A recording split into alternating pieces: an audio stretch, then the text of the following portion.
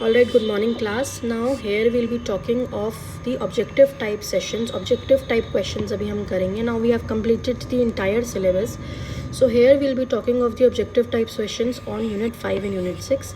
In unit 5 we were dealing with the PowerPoint presentation and in unit 6 we were dealing with the networking. So here we'll be having the merged questions of both the topics and that would be all. Now the first question is Format Painters does what? Format Painter क्या करता है? To paint pretty pictures on your slides? No. To copy the formatting from one object to another and apply it elsewhere? Yes. So it copy the formatting from one place to another. Then which of the following statements is not true? इनमें से कौन सा true नहीं है? You can type the text directly into the PowerPoint slide. आप क्या PowerPoint slide में directly text add कर सकते हैं, but typing in the text box is more convenient. इस बात का कोई मतलब नहीं है.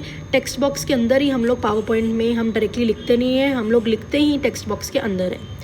Then from the insert menu you have to choose picture and then from file to insert the images into your slide. ये भी ठीक है. फिर बोल रहा है you can display a PowerPoint presentation in normal slide sorter और slide sorter view. ये भी ठीक है. अगर आपको कोई भी चीज़ को देखना है, हाइड या अनहाइड करना है, तो ये भी करना है. So this does not make sense. So the right answer which of the following is not true is option A. ठीक है. Then a new presentation can be created from. आप एक नया प्रेजेंटेशन एक ब्लैंक प्रेजेंटेशन से भी बना सकते हैं, एग्जिस्टिंग प्रेजेंटेशन से भी बना सकते हैं, डिज़ाइन टेम्पलेट से भी बना सकते हैं. So yes, all of the above, option number D. Next question, what is the best way to create another copy of a slide. एक अगर स्लाइड का आपको एक और कॉपी बनाना है तो आप इनमें से क्या करेंगे? बेस्ट वे पूछ रहा है class. Now here it is asking for the best way. पहला पूछ रहा है that you have to click the slide and then press control A and paste it. ये कर सकते हो आप. Then from the insert menu there is an option, direct option है आपके पास डुप्लीकेट स्लाइड का. So this is always better. So here the right answer is option number B. Next question, list box and text boxes are what? They are some other than that. In list box bullets are enabled. ऐसा कुछ नहीं है. They are different. Yes, they are different. List boxes are use to present the list and they cannot be created with text boxes. So right answer should be option B. Next question, if you select insert में अगर आप picture में जाएंगे file से insert में picture में, तो आपको क्या मिलेगा? पिक्चर एंड क्लिप आर्ट, सिर्फ क्लिप आर्ट्स या फिर सिर्फ पिक्चर. अगर आप सिर्फ पिक्चर में जाएंगे तो आपको सिर्फ पिक्चर ही मिलेगा, ऑप्शन नंबर सी. सिर्फ क्लिप आर्ट में जाएंगे तो क्लिप आर्ट मिलेगा. Right. Next question, What is the use of notes in slides? Slides में notes की क्या ज़रूरत होती है? It displays the time? No. It is just a note about the slide? Yes. ये सिर्फ एक स्लाइड के बारे में कुछ एडिशनल बात करते हुए कुछ नोट्स अगर आपको देने हैं तो आप इसके अंदर दे सकते हैं. Then now this is a very important question. How to show the same presentation continuously? अगर आपको एक प्रेजेंटेशन मान लीजिए उसमें स्लाइड 1 है, 2 है और स्लाइड 3 है, उसके बाद आप फिर चाहते हो स्लाइड 1 2 3 आए, फिर स्लाइड 1 2 3 कॉन्टीन्यूसली चलता रहे.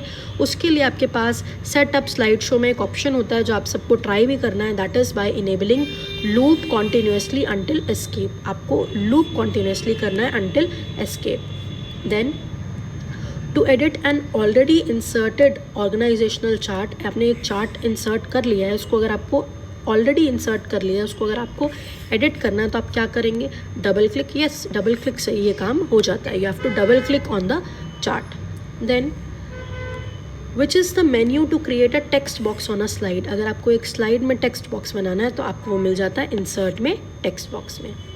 Then how can you get your photo album फिर से to play continuously? Then you have to loop continuously. आपको कॉन्टीन्यूसली लूप वाला एक चेक बॉक्स होता है, उस चेक बॉक्स में जाके टिक कर देना है. Then which of the following uses spelling and grammar feature to indicate the incorrect spelling? Incorrect spelling के लिए हमारे पास क्या होता है? The incorrect word has a wavy red line under it. So the right answer should be option B. Then the Microsoft Clip Gallery allows you to, जो Microsoft की gallery है उससे आप क्या कर सकते हैं? You can add the word art images. word art उससे आप थोड़ी लेकर आएंगे. You will simply add the clip art images. So option C here. Next, after moving a clip art image to a particular location, you can immediately reverse your action. Reverse करने के लिए undo button. Option B. Then to change the font size of a selected slide title, अगर आपको font का size को change करना है तो आप इस पे से क्या कर सकते हैं, you have to click the tool bars font drop down arrow and choose the font you prefer. Yes, you can do this. Definitely option number A.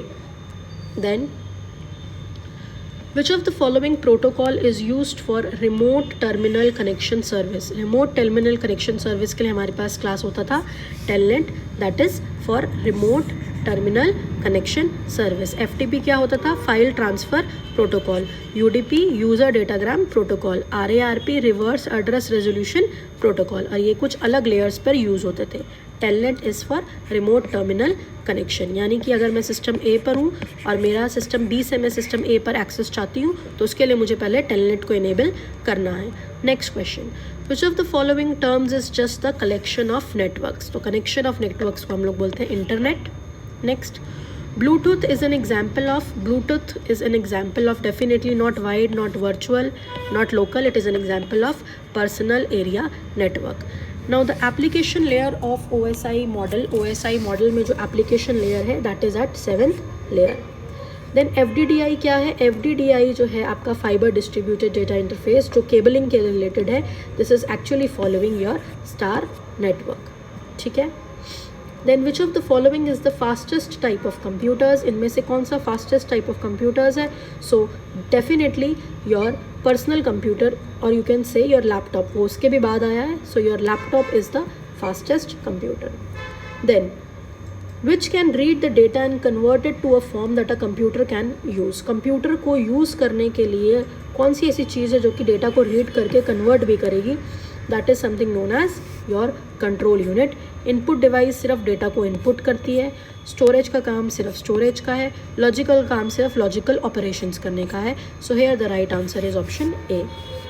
Next question, a device which can be connected to a network without using a cable. बिना cable को अगर हमें एक device को connect करना है, उस device को we call as wireless device. Then the vast network of computers that connects millions of people all over the world, उस vast network को हम लोग क्या बोलते हैं? उसको हम लोग बोलते हैं definitely internet. hypertext नहीं, LAN नहीं, web नहीं. ठीक है. Then the cheapest modem, जो सब सस्ते से सस्ते भी अगर आप modem खरीदेंगे, modem क्या है? modem is a device which is going to convert your analog to digital and digital to analog signals. ये हम लोग यूनिट नंबर 6 जो नेटवर्किंग वाला है, बहुत इंपॉर्टेंट चैप्टर है, 10 से 12 नंबर का इंपॉर्टेंस है उसकी, तो वो वाले चैप्टर में हम लोग डिस्कस कर चुके हैं. तो वो होता है मॉडम. अब यहाँ क्वेश्चन है कि सबसे सस्ता वाला जो मॉडम है वो कितने उसकी स्पीड कितनी है, वो कितने बिट्स पर सेकेंड कर सकता है? So the right answer is option A. 300 bits per second वो ट्रांसमिट कर सकता है. Next question, computers which are connected to a local area network, जो एक लोकल एरिया जैसे एक लैब वगैरह में कंप्यूटर्स कनेक्टेड होते हैं, वो क्या कर सकते हैं? They can share the information and share the peripheral equipment. Definitely yes. तो they can share your information and they can share the peripheral equipment also. Periphery क्या होता है ये भी मैं पहले लेक्चर्स में बहुत बार बता चुकी हूँ. Anything which is connected to the main CPU. CPU से माउस कनेक्टेड है, कीबोर्ड कनेक्टेड है, जो भी चीज़ उसके इर्द गिर्द कनेक्टेड है उसको हम लोग बोलते हैं पेरिफेरल इक्विपमेंट, जो आप लैन में कर सकते हैं. देन ये सारे जो हैं एडवांटेजेस दे रखे हैं आईसी के, इंटीग्रेटेड चिप के, लेकिन इसमें से मोस्ट इंपॉर्टेंट एडवांटेज आपसे पूछ रहा है. तो most important advantage, low power consumption भी होता है, रिलायबल भी बहुत है, कॉस्ट भी सस्ता है, इजीली रिप्लेस भी कर सकते हो. लेकिन मोस्ट इंपॉर्टेंट एडवांटेज क्लास पूछ रहा है तो for that the right answer should be option B. आप इस पर रिलाई कर सकते हो, आप इस पर डिपेंडेबल हो सकते हो. Next question, the data rate of ISDN basic access B channel का जो डेटा रेट है, जो आप डेटा ट्रांसफ़र कर सकते हो, वो कितना है? That is 64 kbps. ये आपको नोट करना है. एक और नेक्स्ट क्वेश्चन, नल मॉडम्स क्या होते हैं? नल मॉडम का मतलब ये है ऐसा मॉडम जिसके अंदर एक ऐसा नेटवर्क जिसके अंदर मॉडम होता ही नहीं है. So that is something known as modem eliminator. Network की कम्युनिकेशन सब कुछ हो रहा है मगर उसमें मॉडम इन्वॉल्व नहीं है. That is something known as modem eliminator, और उसको हम लोग कभी कभी नल मॉडम भी बोलते हैं. Then the last question for the day, the geostationary satellite, जो जियो स्टेशनरी सैटेलाइट है, is used for the communication systems. जो आपने देखा भी है, जो सैटेलाइट्स हमारी लगी हुई होती हैं, so that is for the communication. लेकिन इसमें से कौन सी पॉइंट वैलिड है? Is it positioned over the equator? क्या वो इक्वेटर पे ही लगती है? No. Is it rotates with the earth? देखिए जो सैटेलाइट है वो अर्थ के साथ रोटेट तो नहीं करती है, तो आप भी जानते हैं अर्थ रोटेट करता है, satellite is not moving, so it remains stationary relative to the earth. So the right answer should be option number B. It is stationary but it is moving with the earth as the earth is moving. So that is how you can define a geostationary satellite. तो इसमें आपने देखा कुछ मैंने particular questions आपको networking के करवा दिए, वो सब questions which has already been asked in your exams, और कुछ questions आपके पावर पॉइंट के जो बन सकते हैं वो सारे मैंने questions इसमें करवा दिए हैं. So with this we can say that we have completed the entire syllabus. Now we have to focus on the LIBOR thing, जिसमें हम LIBOR calc और आपका LIBOR impress करेंगे, and we have to solve the previous year question papers only.